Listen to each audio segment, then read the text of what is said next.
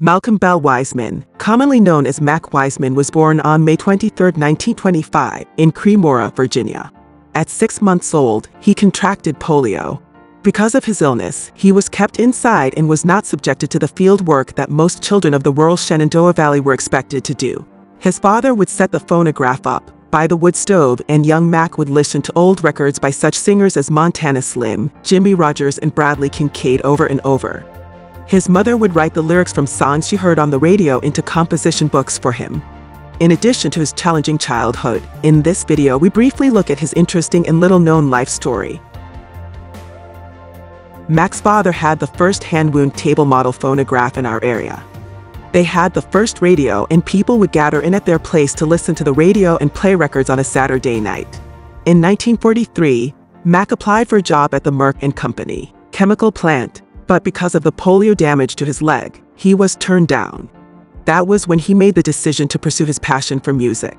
He attended the Shenandoah Conservatory of Music in Virginia, with help from the National Foundation for Infantile Paralysis, which would later become the March of Dimes. There he excelled in a radio course and accepted a job offer from West Farm Radio in Harrisonburg, Virginia, where he read the news and farm reports. He also spun pop and country records. Over the years, he had been very much hands-on in booking his own shows and tours and managing his career. Though he had been involved in merging pop and country, like many other die-hard country performers of the 1950s, he was concerned by the incursion of rock and roll into country music, as he saw record sales decrease and touring opportunities harder to come by. In 1958, Mac was instrumental in the founding of the Country Music Association, becoming the organization's first secretary, demonstrating the respect he had earned as both an artist and a record executive. Mac Wiseman was never married and never had children. Mac Wiseman was a bluegrass legend known as the Voice with a Heart. He started his career as a disc jockey in Harrisonburg, Virginia. His musical career began as upright bass player in the band of country singer Molly O'Day. When Lester Flatt and Earl Scruggs left Bill Monroe's band, Wiseman became the guitarist for their new band, the Foggy Mountain Boys.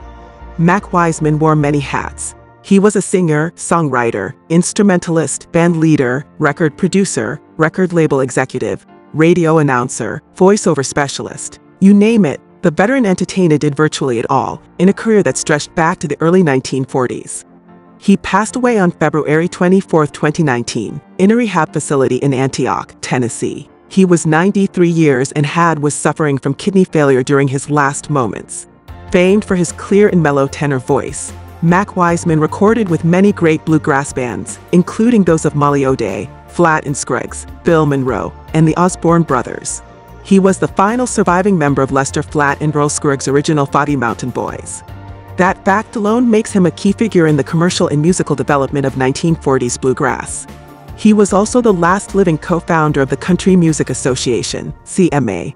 Wiseman helped form the original CMA board in 1958 to fend off the threat that rock and roll posed to country music's popularity.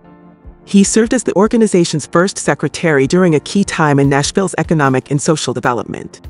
A well-rounded, jovial man, always with a twinkle in his eye and a somewhat mischievous grin on his face, Mac Wiseman was that genial favorite uncle that we all adore, as mentioned in his obituary. This is the brief story of Mac Wiseman. What do you remember Mac Wiseman for? Leave your comment in the comment section. We would be happy to sample your thoughts and give this video a like. Subscribe to our channel for more captivating stories.